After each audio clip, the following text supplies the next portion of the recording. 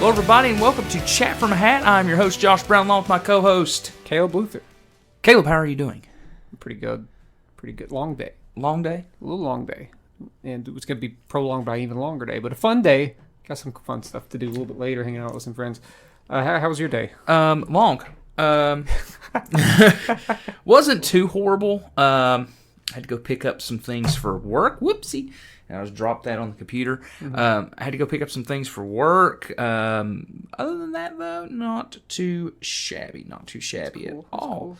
Cool. I picked up yesterday, where I work, we're opening up a teen center soon, and we're trying to prepare, and we want to put up some movie posters. And I went to see if the movie theater had some posters for donation. I do this every so often, and they had a few for me yesterday, so I went and picked them up. They were surprise posters. What did you pick up? They were surprise posters. And let me tell you what, one was a big surprise. Okay. Two of them I semi-expected. One was Guardians of the Galaxy Volume 3. Okay, that's cool. Wow, I didn't know there was... That's cool. It looks a little worn, which makes it look kind of cool. Yeah. The other one was the new Teenage Mutant Ninja Turtles. Oh. It was that teaser one with the skateboard on it. Is that the one you kept for yourself? No. Did you keep that for yourself? I'm taking those to the teen center, because Okay. they're fitting. Okay. I mean, one of them literally has the word teenage in it.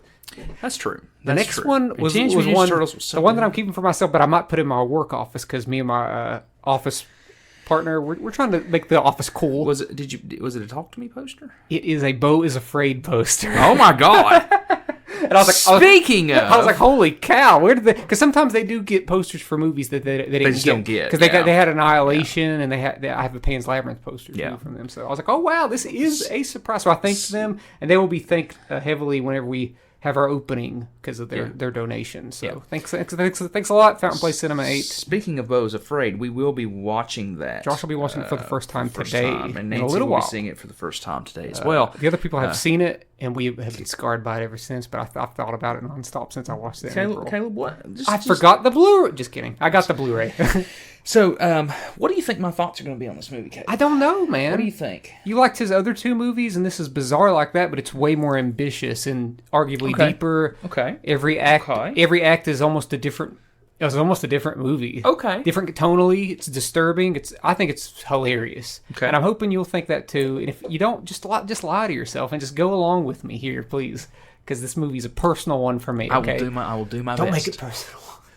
Don't make it personal. It'll be fun regardless because we're with friends. So it'll be... You're not having to pay. I paid for this movie. I ordered it on Amazon with my blood, sweat, and tears that I earned my money with for $20. For $20. On Blu-ray. $20.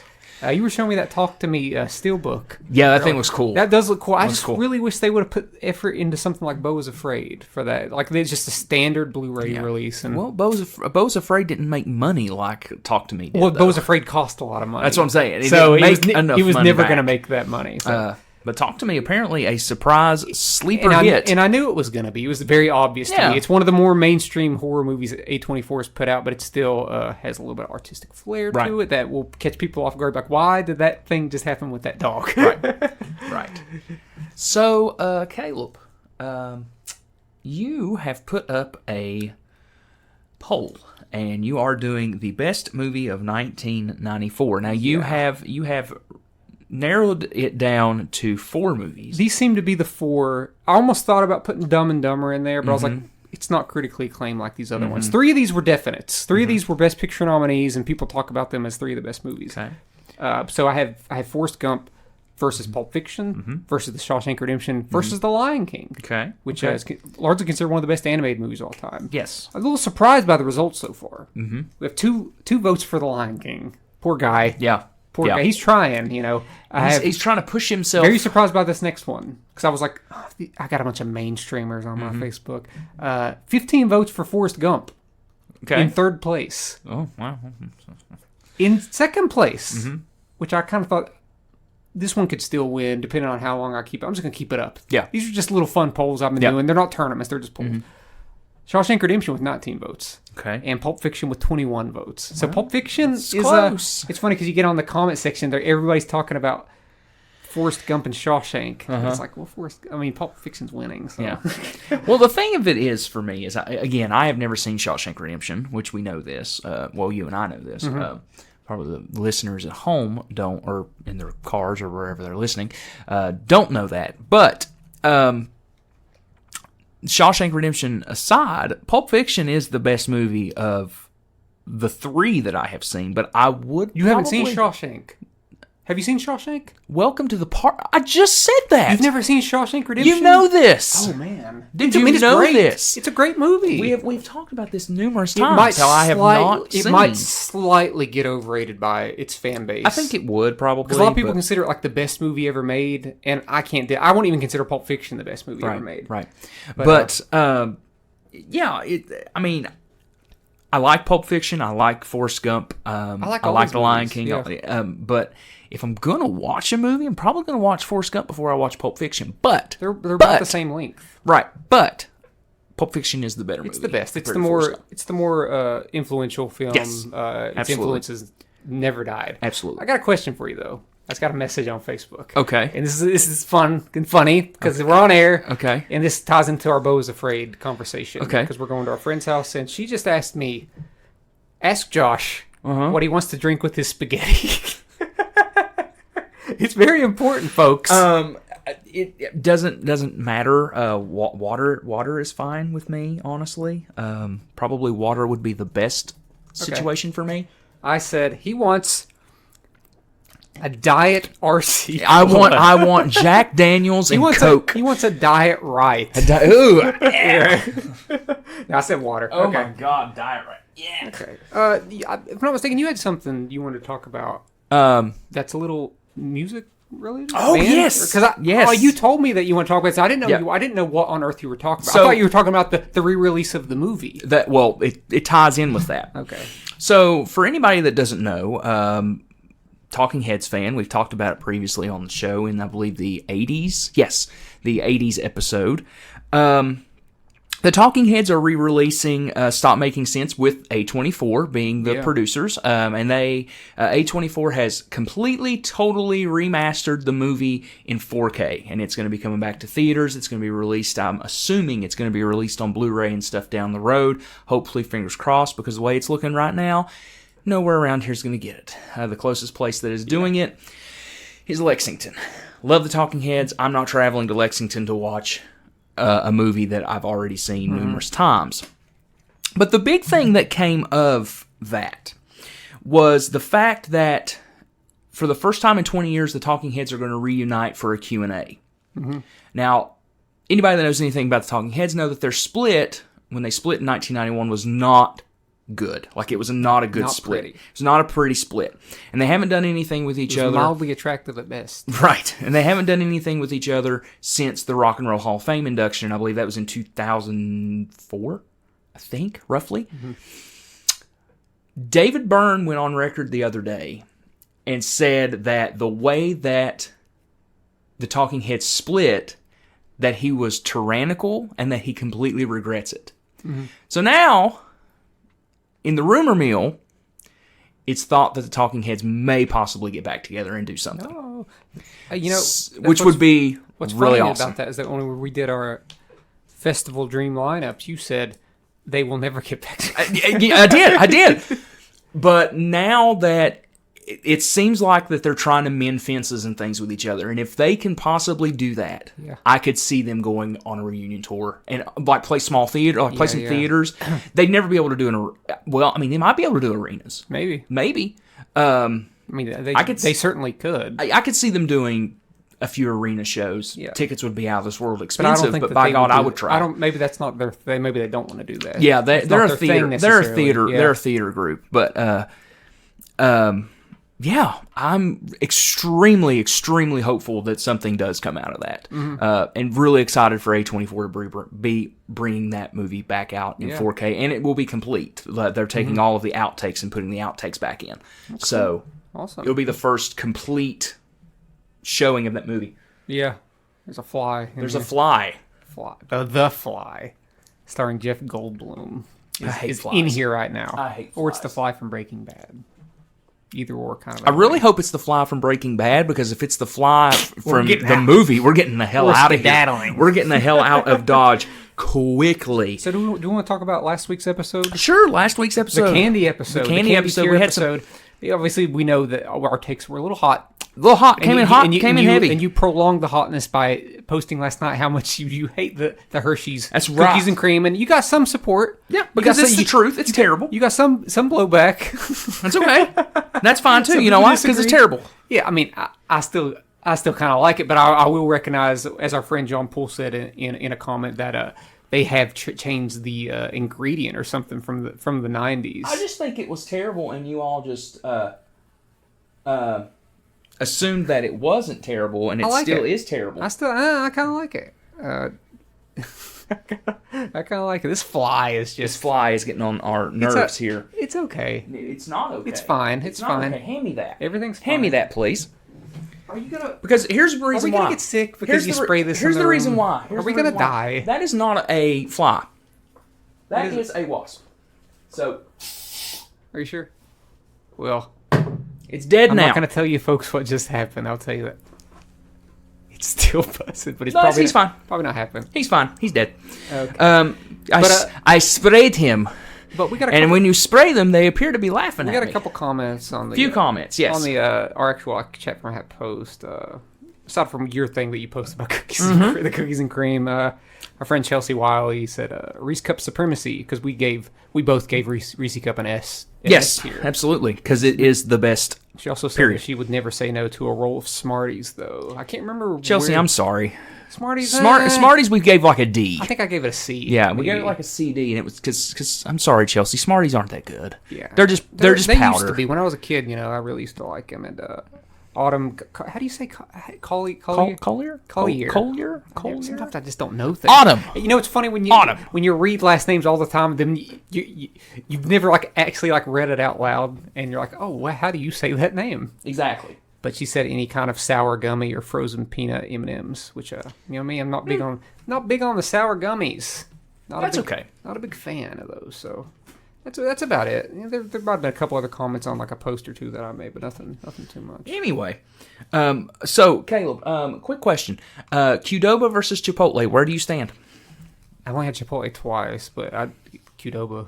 Qdoba is superior. Seems like a lot of people agreed with that too. Yeah, because it's truth. I believe we said that on the. Case in point. I think we said that on the fast food tier ranking We did. too. Yeah. Went to Qdoba the other day. We were going to go to Chipotle because we went to Aldi, but instead we decided to go to Qdoba. Did you know that Chipotle charges all this extra stuff for everything that you put on something for them? Do they? Yes. Oh, Compared to a flat rate with Qdoba. Qdoba. So yeah, absolutely insanity. Wow. Yeah, Jeez. not good. God, the knowledge. Learning something new today about the outrageous elements of Outrageous. ridiculous. It was. How dare Chipotle? How dare Chipotle? I love the sauce, but not the restaurant. Am I right? That's right. That's right. Well, Caleb, Desert Island. We're talking about our Desert Island movies, Things. albums, and shows. Now, Caleb, you said that you were going to bring in the hypotheticals.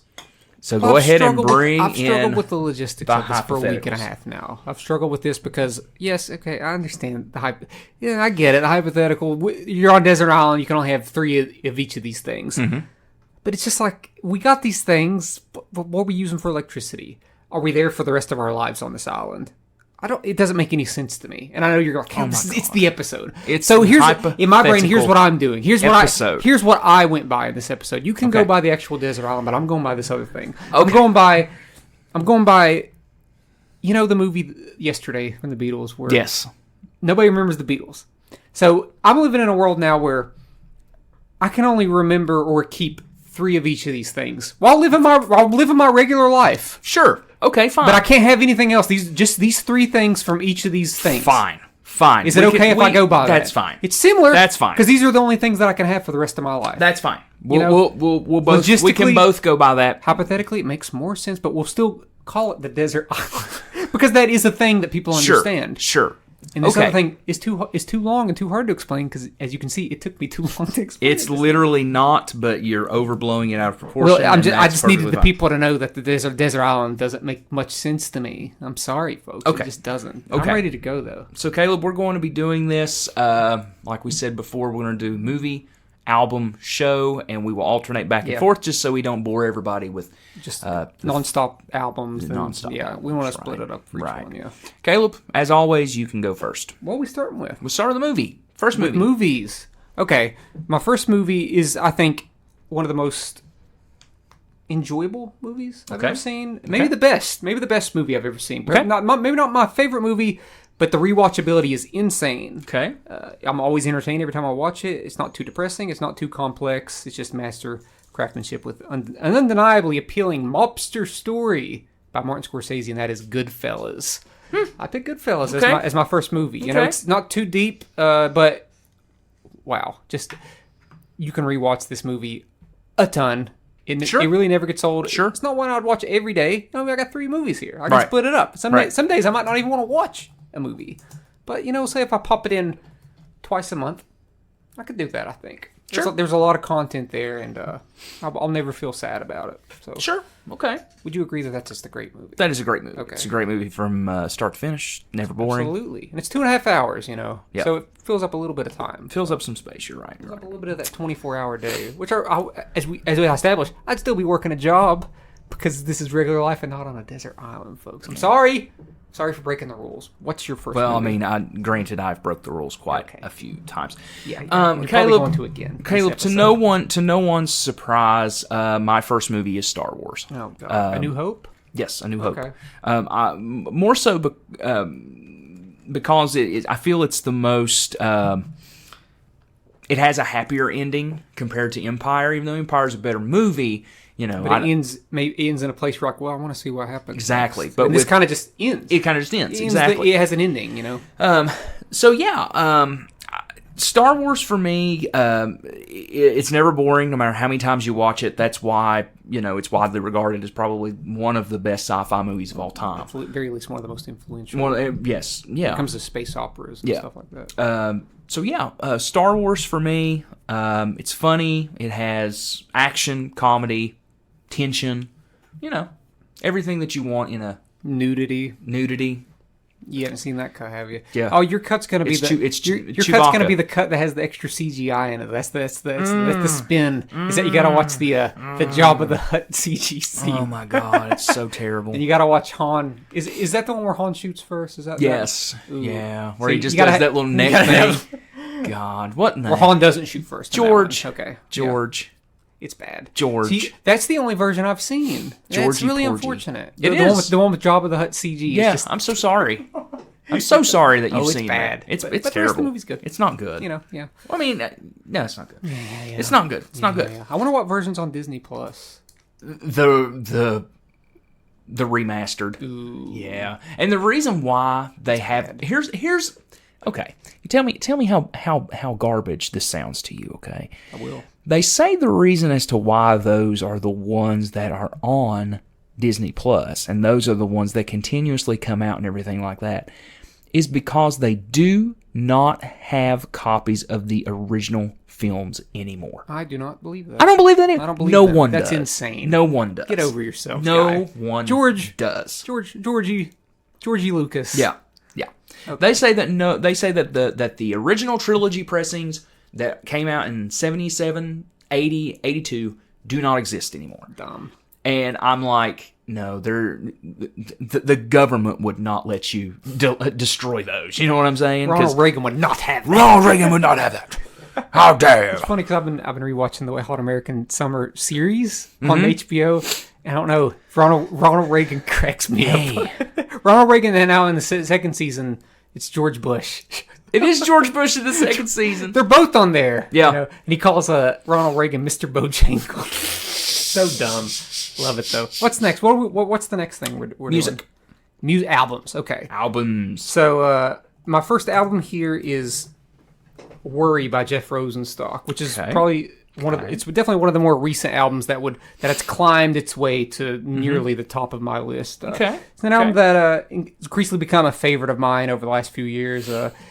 It would be a great album to use for workouts due to its sheer ambitious energy. I gotta have it if I'm going to be working out, and I only get 3 albums to listen to the rest of my life. One of these albums has got to be something to work towards me, moving around, being energized, and working out is a big part of my weekly life routine. And this is, out of all the 3 albums, this is really the only one that could even do that. Okay. It has a little bit of energy to it. It's nice punk rock energy. Yeah. So that's my logic behind that one. It's a great ambitious album, but it's also gonna get the blood flowing and get me going. Okay. Again, as to no one's surprise, my first record is Kiss Alive 3. So we didn't say anything about live records. Mm-mm. So I'm taking Kiss Alive 3. Unlike the other Alive albums, this has a lot of the unmasked non-makeup songs on it compared to Alive 1, Alive 2, and 4. Yeah. Even though I love Alive 4, this has a lot of the songs, live versions from Revenge, which is also a Kiss album that I really, really enjoy. So it has all of the singles from that record. But to me, it's my favorite lineup of the band. I honestly like this lineup of the band better than the original lineup. Yeah. As hot of a take as the cookies and cream. Yeah, I will always say that Bruce Kulick, Eric Singer, Paul and Gene were the best lineup, the best sounding, tightest lineup. Nothing against Eric Carr, God rest his soul. And Bruce Valanche. The comedian. But is he a comedian? Bruce Valanche? Is he a comedian or a writer? So. I think so. I'm kidding. But yes. And it also has a lot of the hits from the 70s and some of the classic tracks. So okay. I'm going to go with... It's a good one. If an artist you like has a live album, that'd be a good one to have for the rest of your life if you can't have anything else, right? Right. A multitude of older like best songs while also having the energy of a live show. Yep. So if you can't go watch any live bands, at least you got that. Right. So the last one, we have TV shows here. TV shows, that's right. TV shows, okay. TV shows, to me, is the most important thing here. Okay. Because it's potentially the longest running form here. Yes, I'll agree. What shows you pick. You might pick a show with 2 seasons. Or in my case, I have one show with just a few seasons. But this first one's not one. This first one has 5 seasons, and that's The Wire. Okay. Sure. To me, it's the most layered show I've ever seen, not just from a character standpoint, but... thematically also very very deep show. I've only seen it in its entirety 3 times, and it's probably the best show I've ever seen, but I would legitimately get something different out of every single rewatch. Sure. I think a show like that would benefit. Sometimes it is good to have a show that is easy to rewatch, that's sort of like background noise. But The Wire will be something that I would pay attention to every time. Every minute detail in every single episode, I'd be like, oh, this is different than the last time. Sure. Because even though out of the 3 times that I've watched it, similar to like The Sopranos, it's kind of different every time. And I kind of like it a little more every time. And I, that's one that I would not mind watching about 15 times a year. Sure. If I had to, So it's my first TV show. What's your first TV show? To no one's surprise. To no one's surprise, Breaking Bad is my first show. When we started, I've seen Breaking Bad a few times, but I was counting all the shows I've seen, and I believe I've seen Breaking Bad 7 or 8 times. Yeah. I can't tell you, man. I can't tell you how many times I've watched it all the way through. Yeah. But watching that first season back. This last time that we watched it, I gained a better appreciation for that season. Arguably, it's the worst. It's the worst season. It's only, 8 episodes?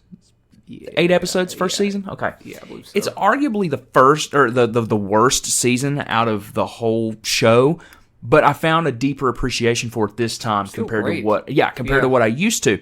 Because if you didn't have everything that happens in that first season, you got nothing in the show. You got no substance for the show. But to me, and we have Breaking Bad in the hat to talk about at some point. Yeah. There's no wasted motion in that show. Nothing feels... You can't... There's no fat to trim from that show, to me. There's only one potentially standalone episode, but it still builds on a lot of character development of past stuff. And that's obviously the Fly episode. But if you study that episode shows the decline of Walter White's psyche. There's a lot of... it's just Walt and Jesse in a room for 45 minutes, and I think they uncover a lot of things about themselves. To me, there's only one storyline in the show. If you took it away, it wouldn't have any bearing on the rest of the show, and that's with Skyler and Ted. Ted. Oh, okay. So I thought you was gonna say Marie shoplifting. That too. I forgot about that. Yeah, I know you get some cool and funny stuff out of that. Yeah. But, I might would cut it. Yeah. Yeah. But other than that, Yeah. there's nothing wasted. Isn't it crazy? It doesn't how feel. every rewatch, you're like every time you rewatch, it's like Walt becomes a worse person. He every does. single time. He does. It's just awful. I'd say from some point at the end of season 1 on, maybe the beginning of season 2 on, you're like, oh, he's not really that good of a person. And even though you sympathize and empathize with Jesse, sometimes Jesse's not so great either. No. But he's way better than Walt. By the end, you're rooting for Jesse. So. Yeah. Yeah. I love that one. I don't have it on here, but Okay. love that one. Back to movies. Back correct? to movies. Our second movie. Mm-hmm. Okay. I can't live a life without my favorite movie franchise. Okay. So obviously, by default, I'm going to pick the first one, and that's Toy Story. Can't go on the rest of my life without a smidge of Toy Story being there. Okay. I think it's literally a perfect movie. It's the shortest one of the 4 movies. Mm-hmm. Literally a perfect movie. Toy Story, by far, my favorite movie franchise. Just loved it since I was a kid, and it's held up to my adulthood. You know, I don't treat it like a kid movie. I treat it like this is high art, and I truly believe every one of them's some form of artistic expression of existentialism to some point, and this one may do it the best without being as emotional as the other ones. Sure. So I'm not going to be crying and weeping every time I watch it. Yeah, some of the Buzz stuff is a little heavy. Yeah. But compared to 2, 3, and 4, I'm not going to have to clean up my tears every time I get done watching it because, like, oh, that was a really tight, fun action movie. That's very funny and it looks great. It's the first of its kind. So I need it. Got to keep it. Okay. I got these. If I have these tattoos, I got to have something to remember. That's I got true. these Toy That's Story true. tattoos. My second movie is a movie called The Crow. Oh, wow. I have a very nostalgic thing to that movie. It's one of those movies that when I sit and watch it, I can pretty much quote the majority of the dialogue in the movie. And I find myself saying a lot of that dialogue at some points in life. Yeah. So yeah, that I've always loved that movie. I love the tone. I love the feel. I love the way that it's shot. It's beautifully shot. But long story short, it's about a man comes back for revenge of the people that killed him and his fiancée on Halloween the next year, and pretty much is an unstoppable superhero. Pretty much. It's dark. It's gritty. Violent. Yeah, Good soundtrack. good soundtrack. Very good soundtrack. So yeah. I believe The Crow was on my best movie soundtracks thing, I believe. It was, yeah. So yes, The Crow, again, making another list for me. Awesome. Albums. Our second album.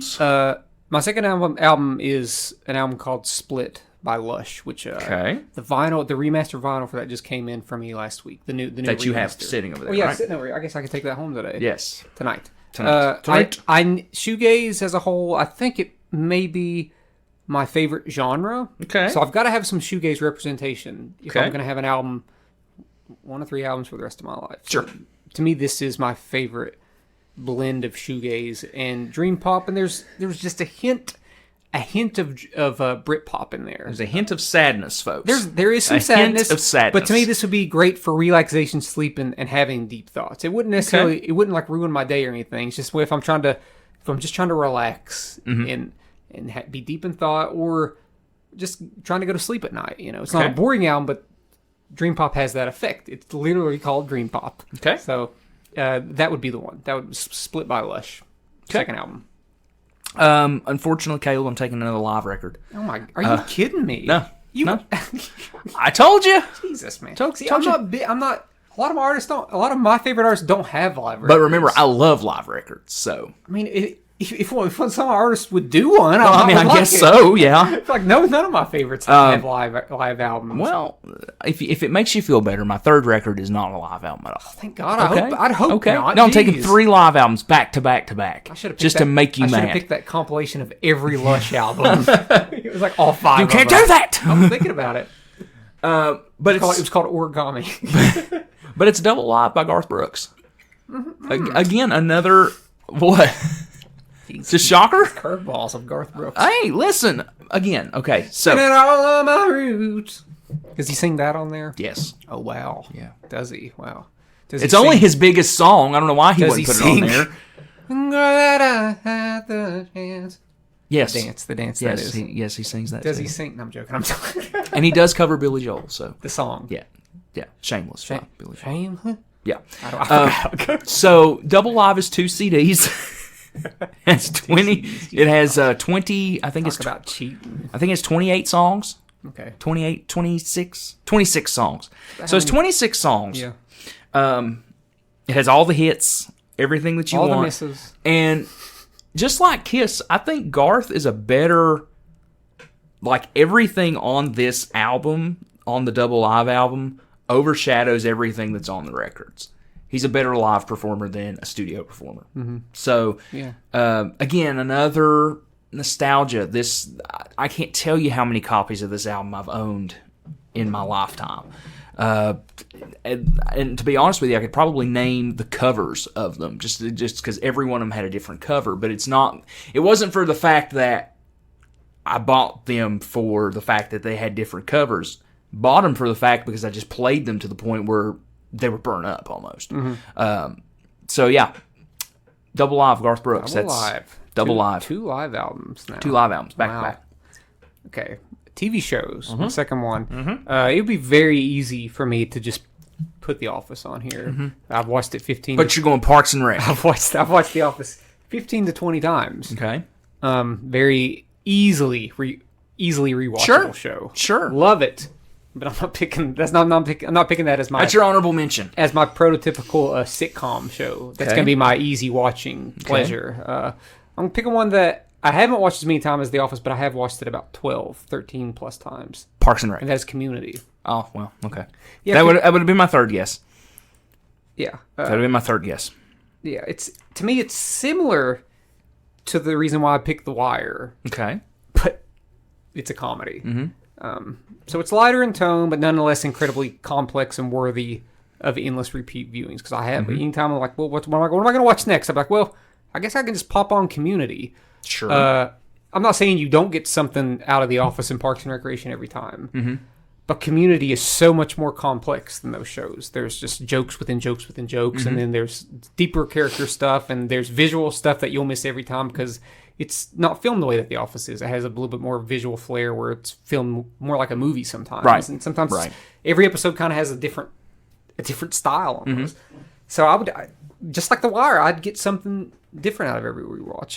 There might be like one out of the 6 seasons, there might be one semi-weak season. But I from my experience of rewatching the show, the several times that I have no problem going through that entire season. Whereas every time I get to season 8 of The Office, I find myself watching less and less episodes in season 8 because it's not a very good season. Whereas season 8 from Community is the worst season.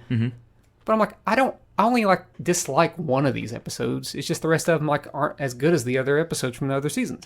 Sure. So Community is my pick. Love it. It's my favorite sitcom. So kind of an easy pick, but I have seen The Office more than any other TV show, and I've probably seen. It's close between Community and Parks. I've seen them both more than 10 times. Sure. It's close. All 3 of those shows very close to me, and even It's Always Sunny in Philadelphia. But It's Always Sunny in Philadelphia gets so dark sometimes I might not want that if I'm going to have a couple other dark shows, especially my last one that I'm picking. Uh-oh. So what's your second show? Again, to no one's surprise, Oh God, The Mandalorian.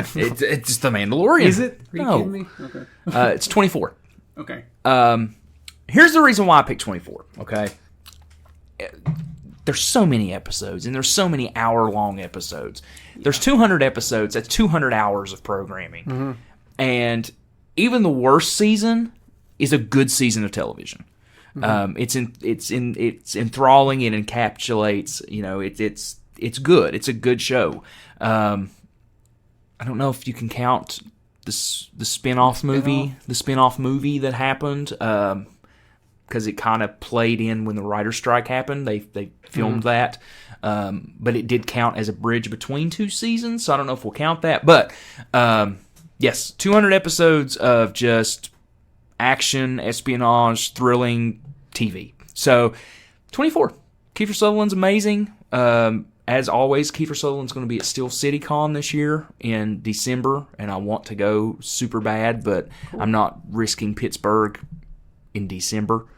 Yeah, that could be a little icy. Yeah. Yeah. Really icy once you get up on the... We went there in November, but big difference between early November, which is a band, the early November, and December in Pittsburgh. I'll be here all week, folks. All week. Not moving. But, yeah. We saw Kiefer Sutherland one time. We did. And his band played at the V Club. At the V Club, of all places. That was V Club. They rushed him out so quickly. They did. So annoying. Yeah. Gosh. The nerve. He acts like he's some big star or something. Okay. Movie. Last movie. We're on movies. Yeah, okay. So this last movie I'm picking is a 3-hour. Okay. Behemoth. Okay. Adaptation. That is not a 3-hour movie. I'm picking Magnolia. That was my second. So guess. I know what you're thinking. I've said a couple times that Eternal Sunshine of the Spotless Mind is my favorite movie. Mm-hmm. But I was just looking at the logistics behind which one I'd want to have for the rest of my life, and I'm not sure I'd want to feel that way consistently. By the end of that, it is my favorite movie I've seen. But while Magnolia is a very heavy movie, I think it's got an extreme amount of hope by the end of it, despite watching at least 2 hours of people being put through the ringer to some extent, which gets us a little bit prepared for Beau is Afraid tonight. There's a lot of similarities between these two movies. But I remember when I first purchased this DVD back around, I want to say 10 years ago, I watched this movie 3 times in 1 week. That's 9 hours of movie. Yeah. I watched it by myself. I watched it with my mom and dad. It's kind of like we were thinking. And I watched it with you. I watched it with you at your house. Just because it's a movie that I was so excited about, because I'd only seen it one other time before that, and I finally had it physically. I was like, I want to show this to people, and I showed it to different people the whole week. It's just loaded with everything I'd ever want in a movie. Some people would say to a fault. Some people would say that it's ambitious to a fault. Like you get to the final act and there's frogs falling from the sky. And I'm like, you know what? I love this. I love this. So much so that whenever something like that happened in season 1 of Fargo, where fish started falling from the sky, I was like, oh my God, this is just like Magnolia. Yeah. And it's just, there's so many different storylines with some of my favorite actors of all time. John C. Reilly, Philip Seymour Hoffman, Julianne Moore. It's just loaded. Yeah. It's Paul, to me, it's Paul Thomas Anderson's masterpiece, even though he's had about 3 or 4 masterpieces. Yeah. This is the one. Fresh off of Boogie Nights. Okay. It's also one that was a financial bomb. Like, to continue its comparison to Beau is Afraid, it's the one where it was a sort of big budget risk. That's a 3-hour movie, and this was Beau is Afraid is Ari Aster's big risk. He was like, well, we don't care if this makes money. This is what I've wanted to make my whole life. And I get that feeling when watching Magnolia. It's a movie that a lot of people can relate to, but a lot of people would just be like, oh, this is a little long. But I'm never bored by this movie. This movie goes and goes and goes with a great soundtrack, amazing acting, a lot of emotion, humor, and it ends at a really good place where I'm not just like, oh God, life. which is good because you're spending the rest of your life with just a handful of things you can use. So that's true. So what's your final movie? Let me guess. Go ahead. Because I don't think you will in a million years. Wish Upon. Wish Upon. Yes. Wish Upon. Get some humor. The Room. You got me there. Birdemic. Sharknado 5. Is there 5 of those? Who knows? Probably. Who cares? They're terrible. They're all terrible. What's your final movie?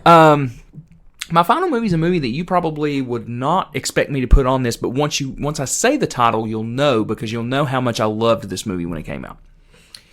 The Perks of Being a Wallflower. Well, I know you love that movie. That movie is without question my favorite coming of age movie ever, and it probably will continue to be my favorite coming of age movie. Yeah. Simply because of. And I know people like to self-diagnose themselves and things like that. But they're usually right. But it's a movie that caught me in a place where, in a very low point in life. But it was one of those movies that once you see the movie, and it's one of those movies that you can connect with and thinking along the lines of, you know what? life's not too bad. It's not too bad. It's not terrible.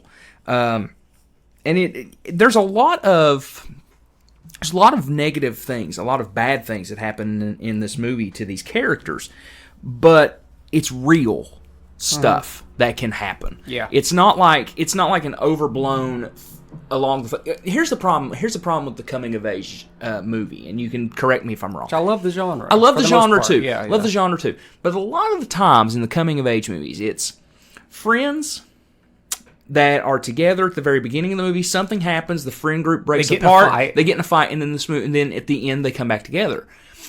This movie kind of puts it in a different dynamic because it's one of the movies where the main character and the other main character, there's no tension between them to be had until the tension happens. But it's not a tension that breaks them apart. Yeah. It brings them closer together. Mm-hmm. And that doesn't happen in coming of age movies. Yeah, it's always different. Usually, like that was one of my only problems with. Well, what was it? It wasn't. Was it Booksmart or something else?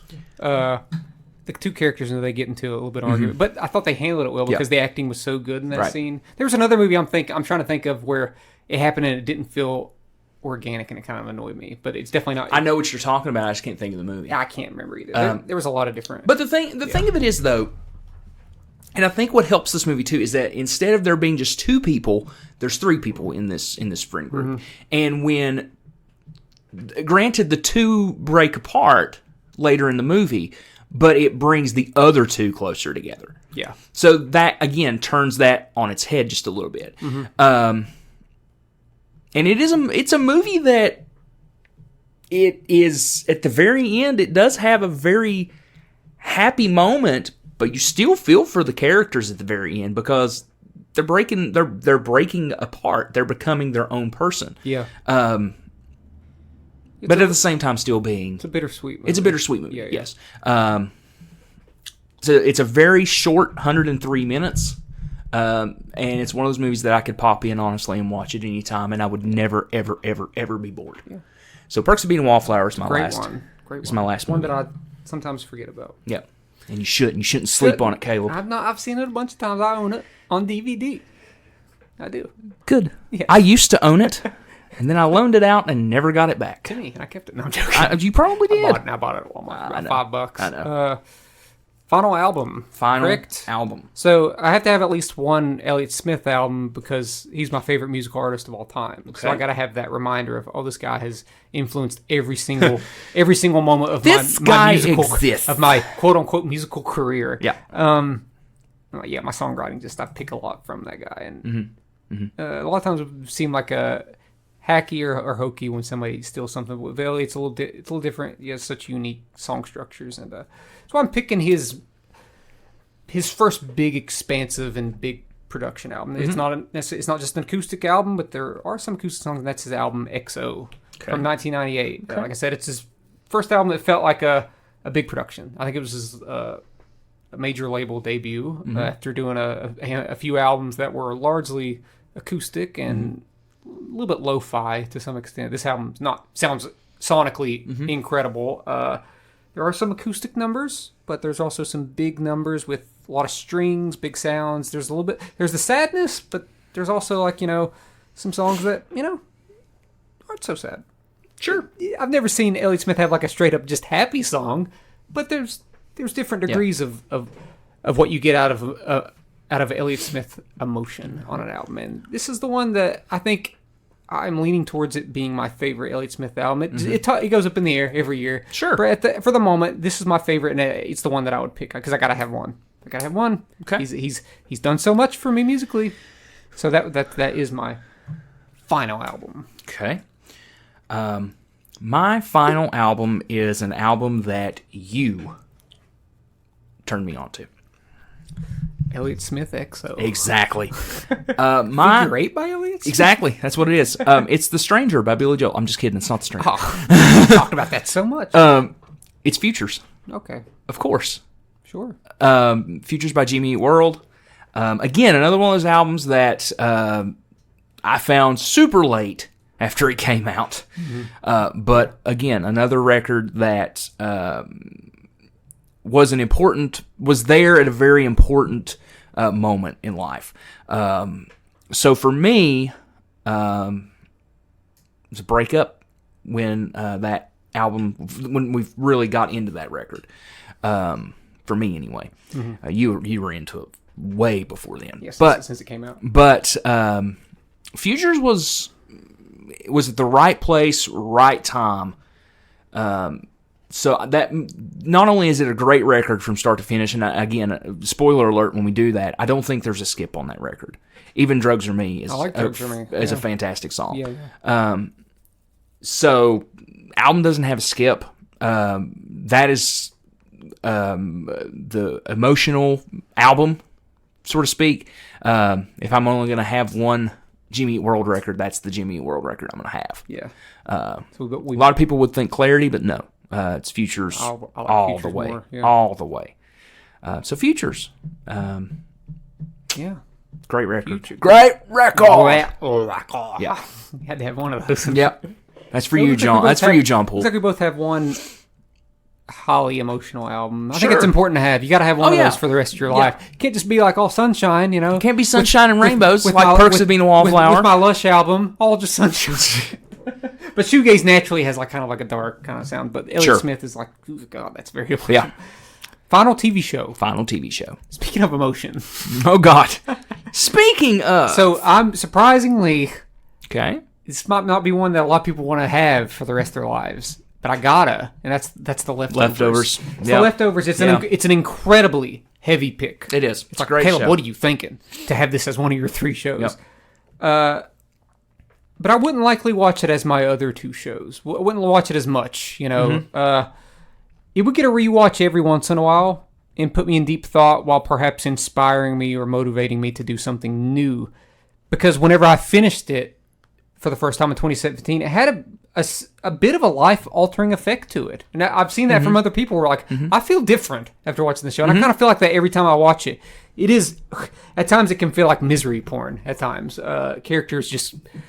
Despite them being very flawed and sometimes just outright bad, they are being put through the ringer consistently. Especially the preacher, Matt. Oh, Pastor yeah. Matt, yeah. Matt gets the tar bit out of it him seems like every single He kind of season. becomes a worse person every season, but like the things he's going through, like I don't wish that upon anybody. Yeah.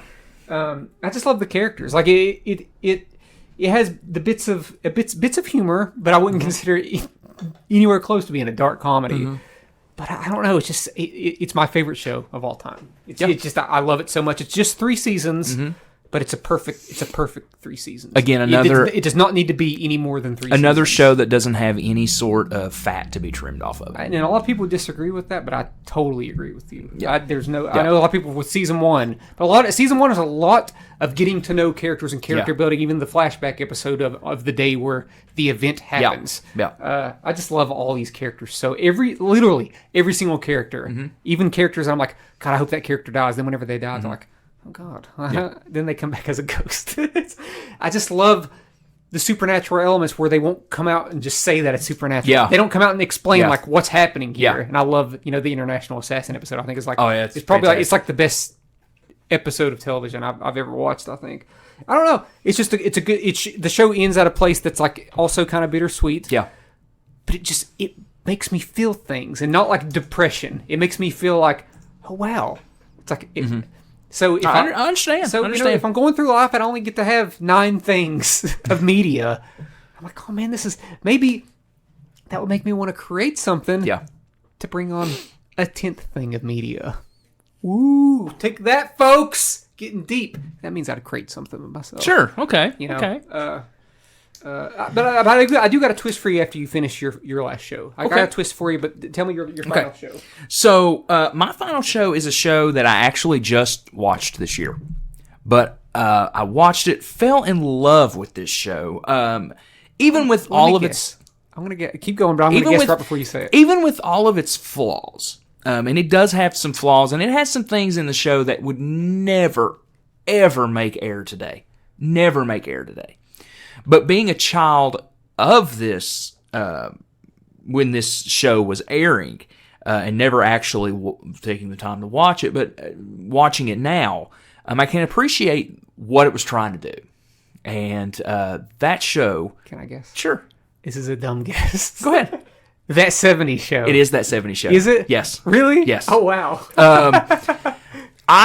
Dude... Oh, wow, what a pick. What a a brave, daring pick. Listen, to me, it's silly, it's stupid, and it's just mindless. And honestly, this one was the easiest pick to make. Really? The easiest pick Out to of make. all the sitcoms, this is the one that you... Just of the three I was picking. And because when we thought TV shows, this was actually the first show that came to mind for me. And the reason why it came to mind for me, I guess because where it's just so fresh in my mind.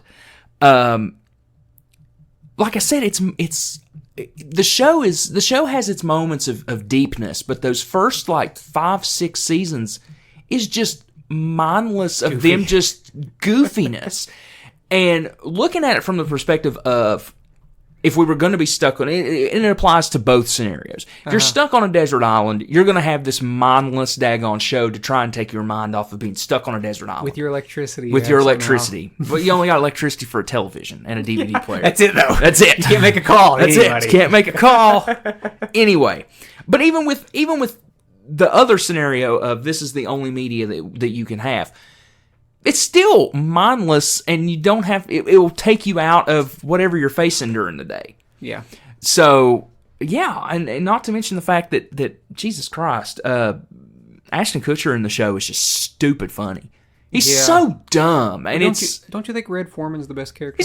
After that question, him and Kitty both are the two best characters in the show. They're good. They're great. I haven't watched that 90s show yet. That 90s show's actually pretty good. I heard it was pretty good. I haven't seen the first episode, but I actually saw that 90s show before we watched that 70s show.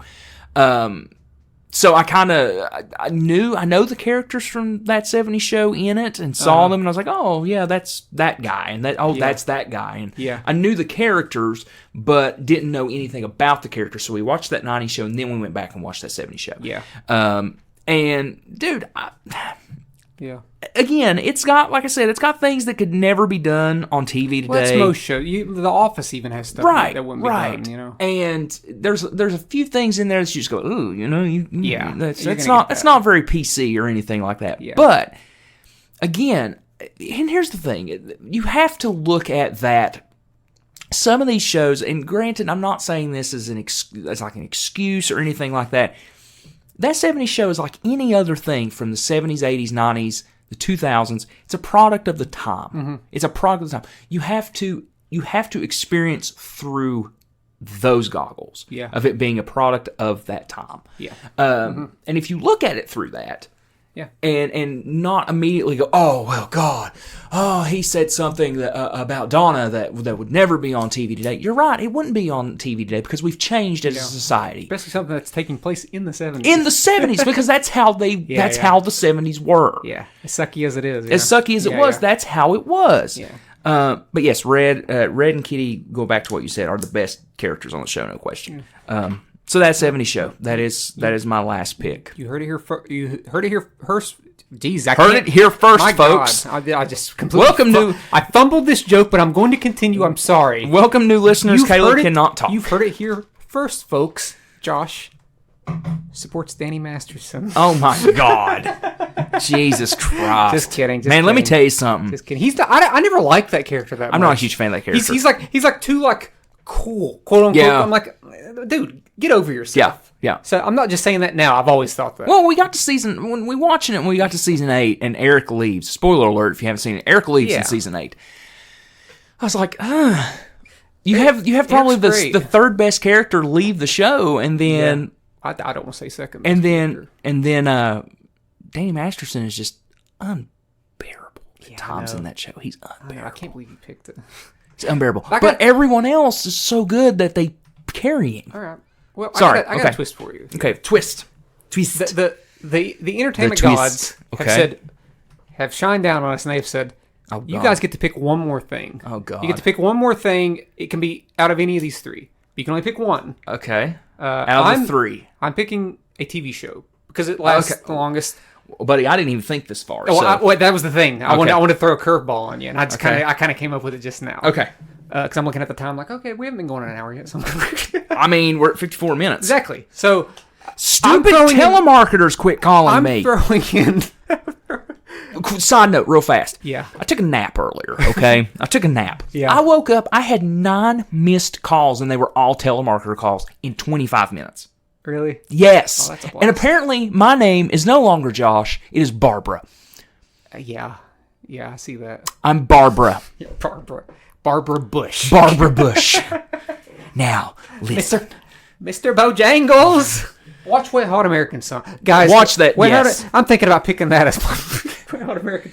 No, I'm about Wet to Hot- smoke you. One of the most underrated comedies ever, and after you get done finished watching it, watch the Netflix Watch series. the 2 mini-series. Yes. There's a prequel, sequel and a prequel. and there's a 10 years later sequel. Yep. But So funny. I've decided just now I'm going to pick a TV show. You can't run forever, Victor. Picking a TV show. The entertainment gods have shone down on us. Okay. Heaven has let its light shone down. The Dolly Parton version. and Oh, another side note. Before you got here, I listened to Dolly Parton covering "Let It Be" with Paul and Ringo. oh, is that out? Yes, Okay. it is out. Not good. Didn't think it would not be great. Yeah, I It's don't think not I don't great. think it as a whole is going to be very good. not And I believe I might have said that before. And I'm not saying God bless Dolly. I love Dolly Parton. She's a wonderful, wonderful humanitarian, Yeah, she's great. and she's a great artist. She's great. yeah. It's not.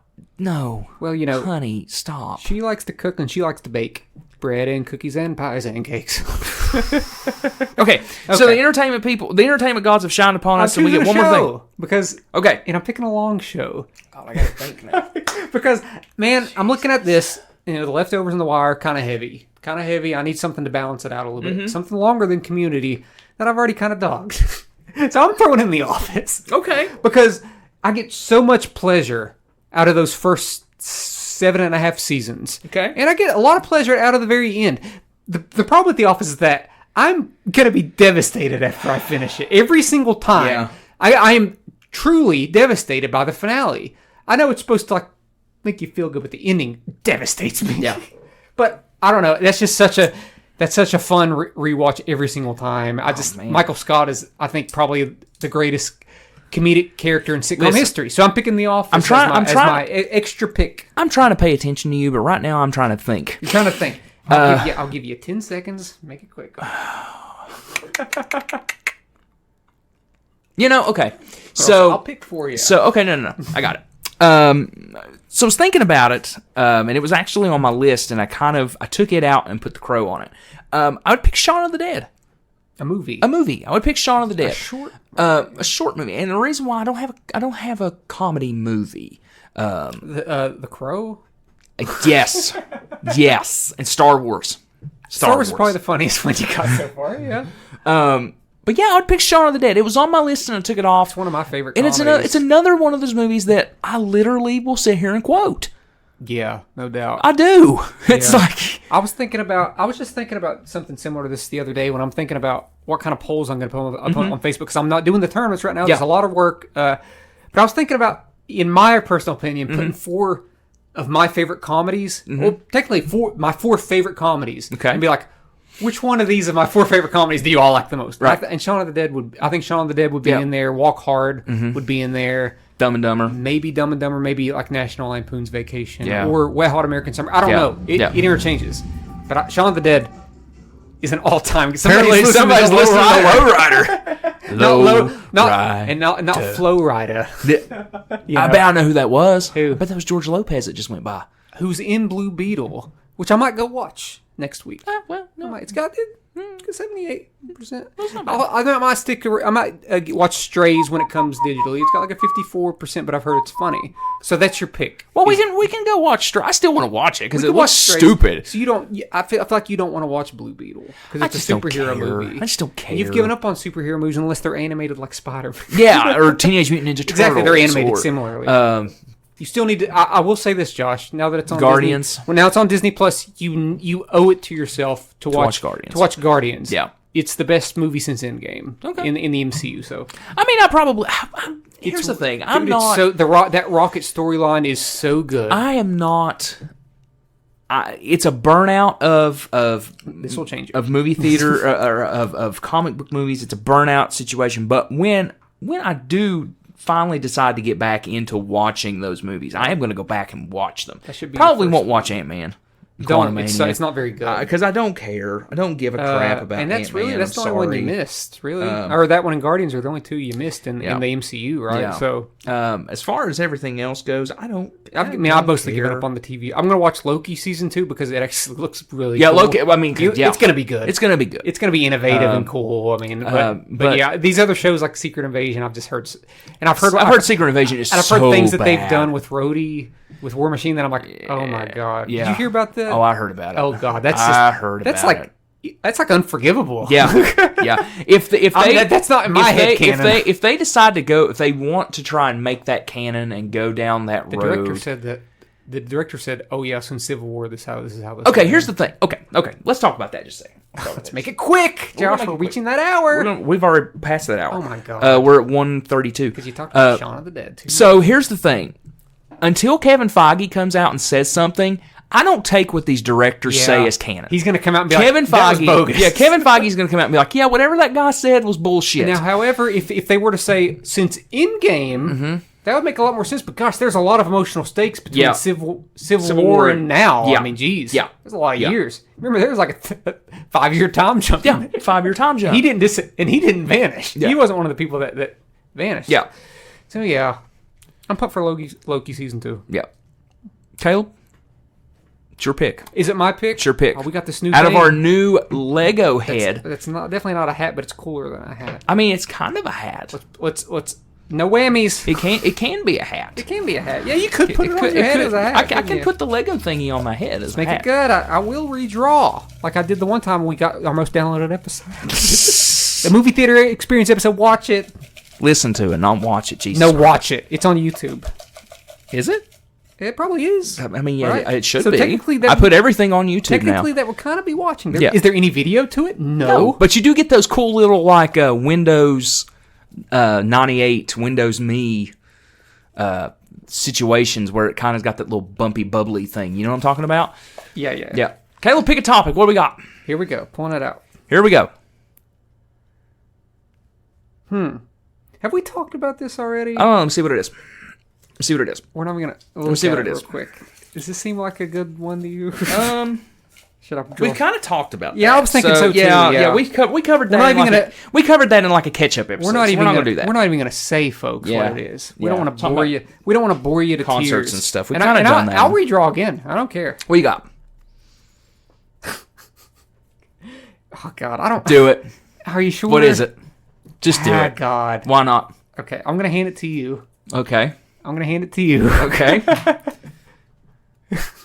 No, we can't do that. We can't do it. Nancy hasn't finished it. We can't Yeah, do we that. can't do it We because can't do Nancy that hasn't one. We're going to finished keep that one over on the side. Gosh, Sorry, folks. these topics. I'll tell you what. Listen, we were drawing blanks. We drew Breaking Bad, and Nancy hasn't finished Breaking Yeah, we Bad, can't do and we're that. not going to do that because we don't want to spoil her on it at all because she hasn't seen I was it. kind of hoping that by the time we drew that, we'd be done with Better Call Saul. but Well, that's not we'll happening. get there. We'll get there. Promise. Please.